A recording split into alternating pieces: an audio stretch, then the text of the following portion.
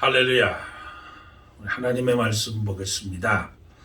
마태복음 24장 37절로 44절, 그리고 지난주에 봤던 에베소서 5장 15절부터 21절까지 두 본문을 가지고 코비드19 시대의 삶이라고 하는 제목으로 은혜를 나누기를 원합니다. 해밍웨이 작품 가운데 노인과 바다라는 명작이 있습니다. 우리가 아는 대로 주인공 노인은 바다에 나가서 고기를 잡다가 자기에게는 너무나 힘겨운 큰 물고기를 잡았습니다. 그는 악전고투하여 그 고기를 뱃전에 메고 끌고 간신히 바닷가로 나옵니다. 그런데 바닷가로 오는 동안에 피 냄새를 맡은 상어들이 달려들어서 그 고기를 다 뜯어 먹게 됐습니다. 노인은 지쳐서 쓰러져 버리고 맙니다. 그리하여 바닷가에 남은 것은 상어 떼에 뜯어 먹다 버린 앙상한 물고기 뼈, 찰싹거리 밀려왔다 밀려가는 파도의 파도, 그리고 노인을 태웠던 배와 지친 노인의 모습뿐입니다. 우리가 이 스크린을 보면, PPT를 보면 여러분이 쉽게 이 소설의 내용을 이해할 수 있습니다. 이 그림으로 보면 해밍웨이는 이 작품을 통해서 한평생 땀 흘리고 수고하고 그 무엇인가를 얻기 위해 싸워 나가는 인간의 모습을 그려냈습니다. 언젠가는 우리도 그 노인처럼 아무것도 남지 않은 바닷가에서 죽음을 맞이하게 될 것입니다. 만일 우리가 사는 것과 일하는 것이 그 노인의 경우처럼 아무것도 남은 것이 없다면 얼마나 허무하고 얼마나 안타깝고 얼마나 비참하겠습니까? 우리는 그렇게 살 수 없다는 겁니다. 그리고 그렇게 살아서는 안 됩니다. 오늘 저와 여러분은 이 어려운 시대에 살면서 이 팬데믹 가운데 우리를 향하신 하나님의 뜻이 무엇인지를 우리는 깨달아 알아야 된다는 겁니다. 에베소서 5장 17절 18절에 그러므로 어리석은 자가 되지 말고 오직 주의 뜻이 무엇인지 이해하라는 거예요. 분별하라는 거예요. 하나님의 뜻이 무엇인지, 지금 우리가 살아가면서 이 어려운 시대 살아가면서 과연 하나님이 주시는 그 뜻이 무엇인지, 그것을 우리가 헤아려 깨달아야 된다는 거예요. 술 취하지 말라 이는 방탕한 것이니 오직 성령 충만함을 받으라. 나를 향하신 하나님의 기대를 아는 것입니다. 나를 향한 하나님의 기대, 나를 향한 하나님의 뜻이 무엇인지 알고 그 뜻을 이루는데 열정을 가지고 살아야 된다는 거예요. 사람들이 살아가는 방법에는 두 가지가 있습니다. 내 뜻과 내 생각대로 사는 사람. 그런가 하면 내 뜻을 버리고 나를 향한 하나님의 기대, 하나님의 뜻을 깨달아서 하나님이 좋아하시는 일, 하나님이 기뻐하시는 일, 하나님의 뜻대로 사는 사람이 있다는 거예요. 우리가 하나님의 뜻대로 살려고 할 때 나를 향한 하나님의 기대, 나를 향한 하나님의 뜻이 우리가 어떻게 알 수 있고 어떻게 깨달아질 수 있습니까? 이를 위해서 내가 해야 할 일은 하나님을 더 깊이 사랑하고 하나님을 더 신뢰하기 위해 말씀을 읽고 기도하면서 하나님과 교제 시간을 갖는 거예요. 이 경건한 시간이 하루의 생활의 시작에서 제일 먼저 와야 합니다. 그래서 하나님의 깊은 것이라도 통달하게 하시는 성령님의 도우심을 구하는 거예요. 그러니까 18절에 오직 성령 충만함을 받으라는 거예요. 성령 충만한 생활. 성령으로 거듭나지 않은 사람은 그리스도의 사람이 아닙니다. 물과 성령으로 거듭나지 아니하면 하나님 나라에 들어갈 수 없다고 그랬어요. 또한 성령은 우리를 진리 가운데로 인도하시는 거예요. 하나님의 진리 가운데 저 여러분을 인도하시고 그 진리 가운데 살 수 있도록 만들어주시는 거예요. 우리는 성령님의 도우심 없이 예수님을 나의 구주로 고백할 수가 없습니다. 또 나를 향하신 하나님의 뜻도 내가 알 수 없습니다. 담대한 믿음을 가질 수도 없고, 그러기에 무덤에서 부활하신 예수님께서 제자들에게 제일 먼저 하신 말씀이 성령을 받으라는 거예요. 성령을 받으라. 부활하신 예수님이 하늘로 올라가시기 전에 마지막으로 제자들에게 당부하고 부탁한 말씀도 예루살렘을 떠나지 말고 아버지께서 약속하신 성령을 받으라는 말씀이에요. 그러므로 우리 모두는 성령을 받아야 됩니다. 성령 충만함을 받아야 됩니다. 에베소서 5장 19절 21절에 성도가 성령 충만을 받는 비결을 몇 가지로 얘기를 했는데, 첫째로 먼저 주님을 찬양하는 거예요. 주님을 찬양하는 거. 19절에 시와 찬미와 신령한 노래로 서로 화답하며 너희의 마음으로 주께 노래하며 찬송하며 그랬어요. 시와 찬미와 신령한 노래로 서로 화답하며 너희 마음으로 주께 노래하며 찬송하며.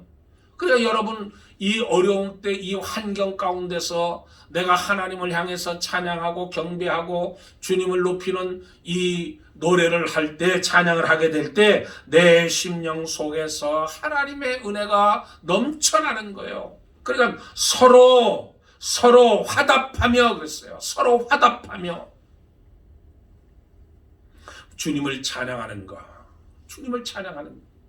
또한 범사에 감사하는 겁니다. 범사에 감사하는 것. 20절에 범사에 우리 주 예수 그리스도 이름으로 항상 아버지께 감사하며. 어려운 시대에 많은 고비들이 있습니다. 자기 나름대로의 어려움이 있습니다. 처한 형편이 있습니다. 사정이 있습니다. 그럴 때 나오는 반응이 두 가지입니다. 하나님을 원망하고 세상을 원망하고 비판하고 낙심하고 절망하고. 그런데 또 한 부류는 그럴수록 하나님을 더 의지하는 거잖아요. 더 하나님께로 가까이 나가고 하나님의 주권을 내가 인정하고 하나님께 감사하는 생활을 하는 거예요. 이래도 감사하고 저래도 감사한 감사 생활을 하는 거예요. 그러니까 범사에 우리 주 예수 그리스도 이름으로 항상 아버지께 감사하라는 거예요. 또한 겸손히 서로 존중히 여기는 겁니다. 21절에 그리스도를 경외함으로 피차 복종하라. 사람이 성령으로 충만하게 되면 나타나는 특징 중 하나는 한 사람 한 사람을 귀하게 보게 된다는 거예요. 귀하게. 특히 성도들을 존귀하게 보게 됩니다. 왜냐하면 주님께서 십자가의 보혈로 구속하신 사람들이기 때문에, 예수님의 피값으로 사신 사람들이기 때문에, 주님이 사랑하는 사람이기 때문에 나도 그를 사랑하게 된다는 거예요. 미워하는 것이 아니라, 싫어하는 것이 아니라, 꼴보기 싫은 것이 아니라, 예수님이 피값으로 사신 사람, 예수님이 사랑하기 때문에 나도 그를 존중하고 피차에 서로 복종하게 된다는 거예요. 피차, 서로. 그러므로 서로 세워주고 서로 격려하고 서로 하나님의 위로를 줘야 된다는 거예요. 미국의 개척 때에 사람인 윌리엄 펜이라는 사람이 있습니다. 그는 다른 백인들과 달리 인디안들과 아주 친분이 있게 친하게 지내고 인디안들을 존중해 주었습니다. 늘 그에게 친절을 베풀었습니다. 그런 어느 날 인디안이 그에게 농담으로 다음과 같이 제안을 했습니다. 펜, 자네가 원한다면 자네가 하루 종일 걷는 그 땅을 다 자네에게 주겠네. 그 이야기를 했습니다. 펜은 그 말을 믿고 다음날 해가 떠오르자마자 걸어가는 거예요. 해 질 때까지 하루를 걷는, 해 뜰 때부터 해 질 때까지 걷는 그 땅은 다 주겠다는 그 인디안의 약속을 믿고 그는 걷고 또 걷고 또 걸었습니다.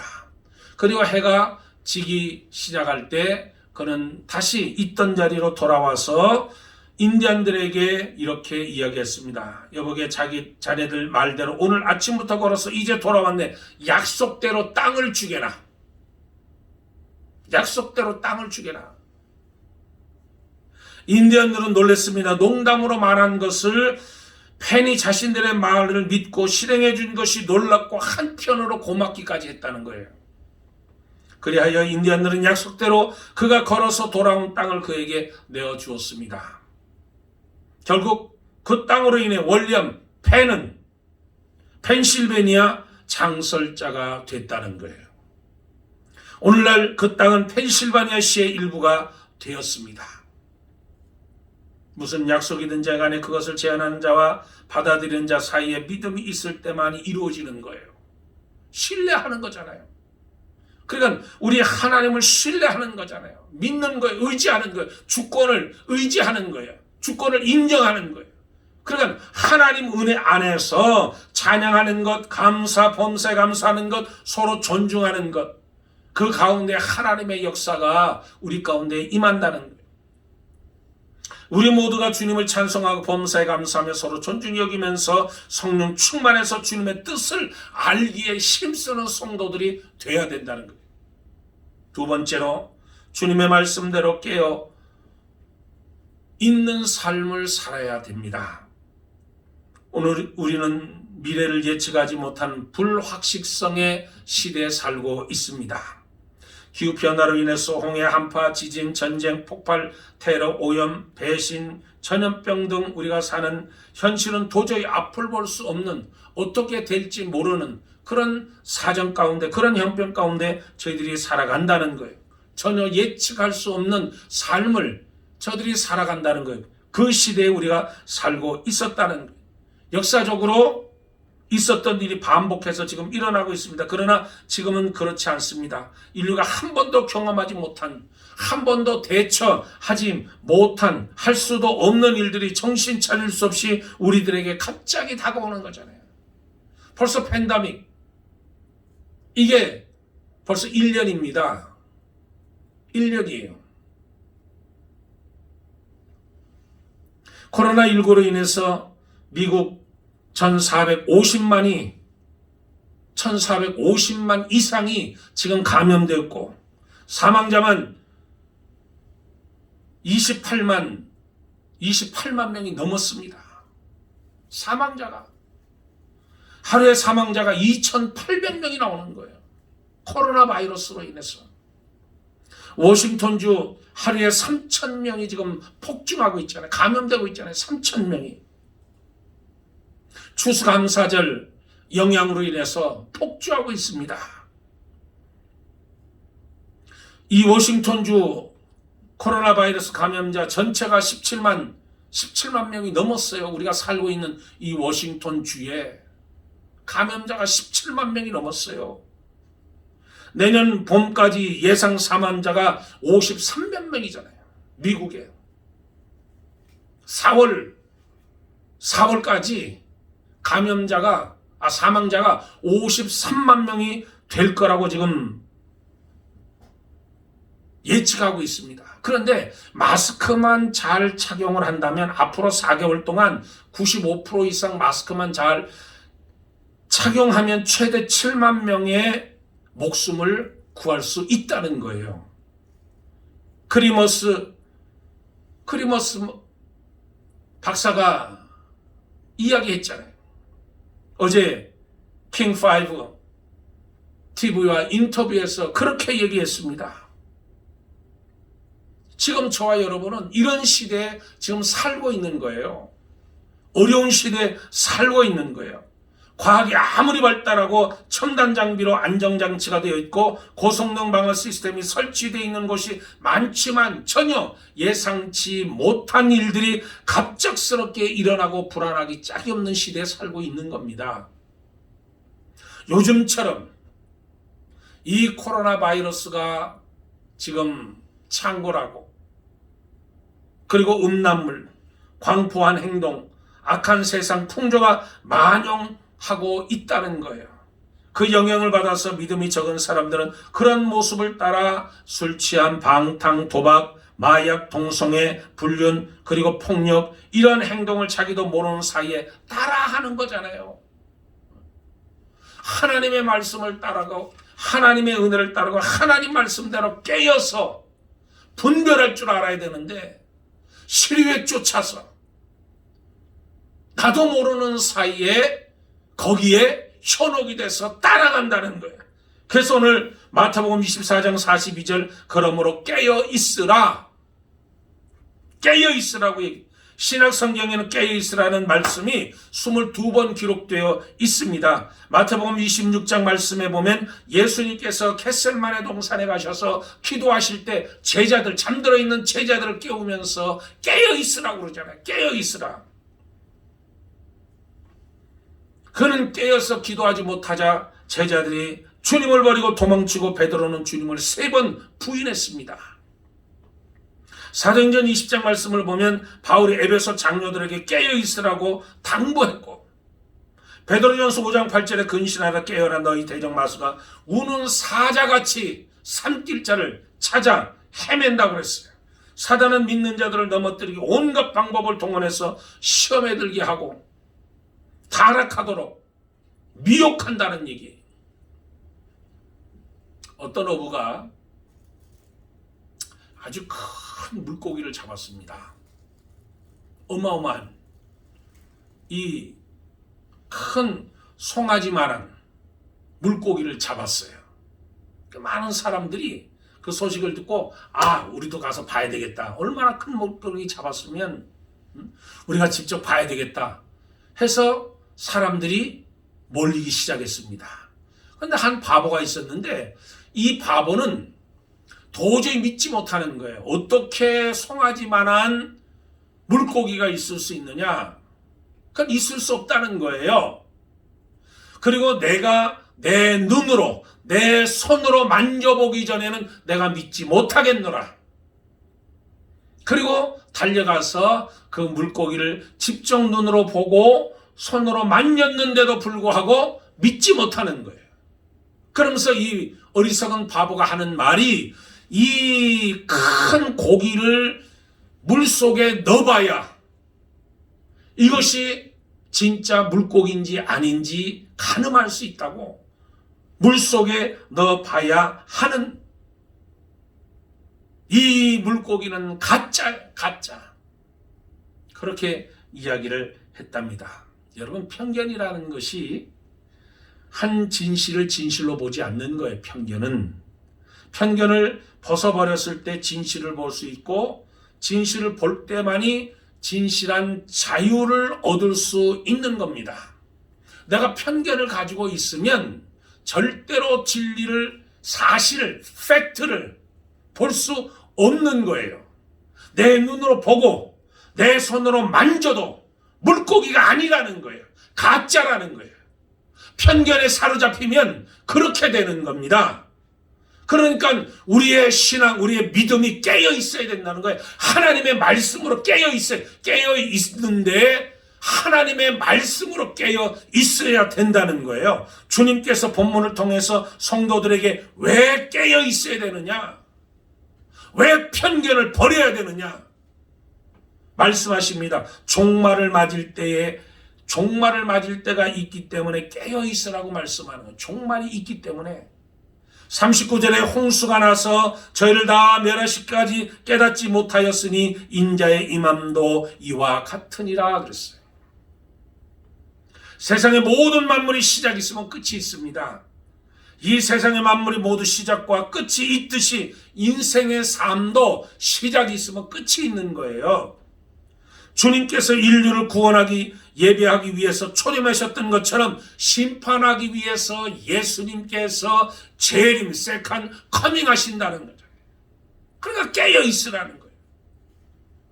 들림을 받을 자가 되기 위해서 깨어 있으라는 거예요. 들림 받을 자가 있기 때문에 깨어 있는 신앙을 가지고 주님을 기다릴 때, 합당하게 있을 때 들림을 받는 겁니다. 그래서 깨어 있으라는 거예요. 본문 40절 41절에 두 사람이 밭을 갈다가 한 사람은 들림을 받고 두 사람이 함께 맷돌질을 하고 있다가 한 사람은 들림을 받고 한 사람은 내침을 받았다고 기록하는 거예요. 들림 받는 자가 되기 위해서 깨어있어 성령께서 세계에 흩어져 있는 그리스도인들의 신부를 준비시키고 있습니다. 그래서 깨어있는 성도는 육신에 져서 육신대로 살면 반드시 죽는다는 거예요. 영으로서 몸의 행실을 죽이면 산다고 로마서 8장 12절 13절에 되어 있습니다. 그러면 저 여러분은 들림받기 위해서 깨어있으라는 거잖아요. 또 그날은 아무도 알 수 없기 때문에 깨어있으라는 거예요. 42절에 그러므로 깨어있으라. 어느 날에 너희 주가 임할는지 너희가 알지 못함이라. 성도 하나님만 아시는 거예요. 성령님도 모르시고 예수님도 모르신다고 그랬어요. 오직 성도 하나님만 그 시와 때를 아신다고 그랬어요. 43절에 너희가 알지 못함이니라. 너희가 아는 바니 만일 집주인이 도적이 어느 정점에 올 줄 알았더라면 깨어있어 그 집을 뚫지 못하게 하였느니라. 도적은 주인이 깨어있을 때 도적질할 수가 없습니다. 잠들었을 때만이 들어오는 거예요. 그러니까 저와 여러분이 그때를 알 수 없기 때문에 신앙으로 준비하는 거예요. 신앙으로 서로 모여서 모이기를 패하지 말라고 그랬어요. 신실한 그리스도인들은 모여서 하나님을 찬미하고 하나님을 찬양하고 하나님을 예배하는 겁니다. 서로 모여서 서로 격려하면서 때를 알지 못하기 때문에 지쳐있을 때 서로 격려하면서 서로 위로하면서 서로 힘을 복돋아주면서 서로가 서로에게, 그래서 아무 실을 알지 못하기 때문에 함께 깨어 있으라는 거예요. 세 번째 펜다믹에서 삶은 예수님의 충성된 일꾼으로 살아야 됩니다. 지금 이 어려운 시대에 하나님의 일꾼으로, 충성된 일꾼으로 살아야 된다는 거예요. 청지기는 주인이 아니라 종입니다. 오직 주인,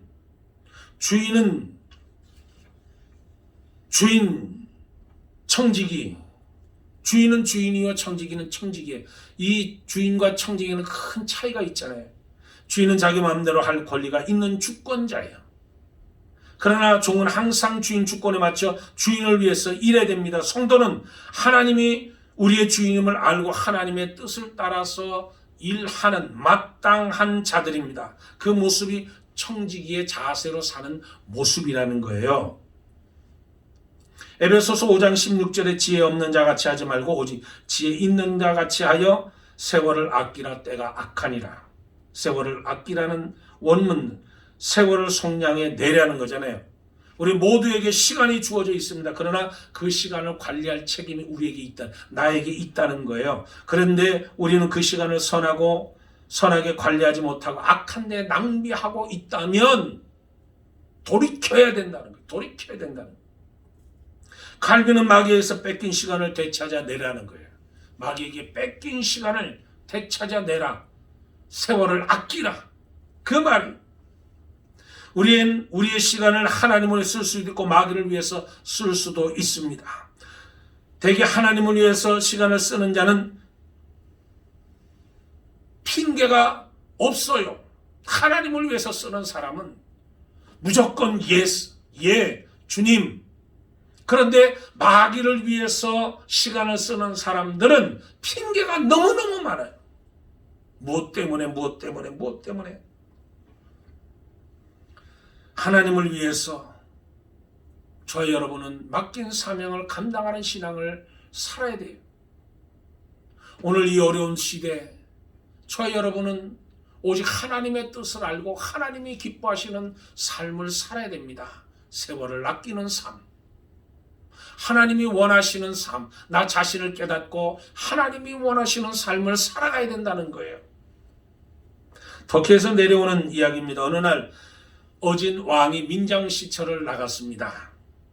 그때 가난한 여인이 왕 앞에 무릎을 꿇고 제가 잠시 잠든 사이에 도둑이 와서 모든 물건을 훔쳐갔습니다. 물건을 생각하면 안타깝게 그지없습니다. 왕이여, 이 문제를 해결해 주십시오. 물건을 생각하면 잠들지 말아야지 어찌 잠들었느냐. 호통을 쳤습니다. 그러자 이 여인이 대답했습니다. 폐하, 저는 폐하를 믿고 폐하가 지켜주실 것을 믿고 폐하께서 늘 깨어 백성을 보살펴 주시리라 생각했기 때문에 나는 안심하고 잠을 청했나이다. 이 말을 들은 왕은 이 믿음의 여인에게 큰 상을 내렸다는 거예요. 오늘 이 어려운 시대에 저희 여러분은 과연 누구를 의지하고 있습니까? 이 어려운 시대에 저희 여러분은 누구를 의지하고 누구를 믿고 누구를 위해 살아갑니까? 이 여인처럼 하나님께서 나를 지키시고 하나님께서 나를 인도하시고 하나님이 나의 주권자 되심을 내가 고백하고 하나님의 약속을 내가 믿고 오늘도 저 열방에 나가서 똑같이 하나님께서 주어진 일들을 내가 행하며 나갈 때 하나님께서 우리를 통해서 기뻐하시며 하나님이 더욱더 우리를 붙들어 주시고 인도하시는 삶을 살아갈 줄 믿습니다. 믿음이란 맡기는 겁니다. 참 평안은 믿음에서 나오는 거예요. 불안하십니까? 염려하십니까? 근심하십니까? 무서워 떨고 있습니까? 하나님 예수 그리스도 안에 거하십시오. 성령을 충만히 받으십시오. 그러면 하나님을 의지하게 되고 그 하나님께 내 모든 것을 맡기고 하나님이 나의 주권자이심을 하나님의 섭리를 내가 깨닫고 오늘도 기뻐하며 오늘도 전신갑주로 무장하며 저 열방을 향해서 담대하게 나가 예수 그리스도의 복음을 선포하고 증거하고 나에게 맡겨주는 사명을 감당하는 복된 삶이 되시기를 주의 이름으로 축복합니다. 기도하겠습니다. 우리 모두 세월을 아껴 충성된 청지기의 삶을 살다가 다시 오실 주님 앞에 설 수 있기를 원합니다. 하나님, 어려운 시대에 오직 하나님을 의지하고 하나님을 신뢰하고 하나님의 언약을 믿고 담대하게 전진해 나가는 저희 십자가 군병들이 되게 도와주시옵소서. 한 주간도 하나님 장중에 붙들어 주실 줄 믿사오며 우리 주 예수 그리스도 이름으로 기도드리옵나이다. 아멘. 할렐루야. 감사합니다. 한 주간 강건하시길 축복합니다.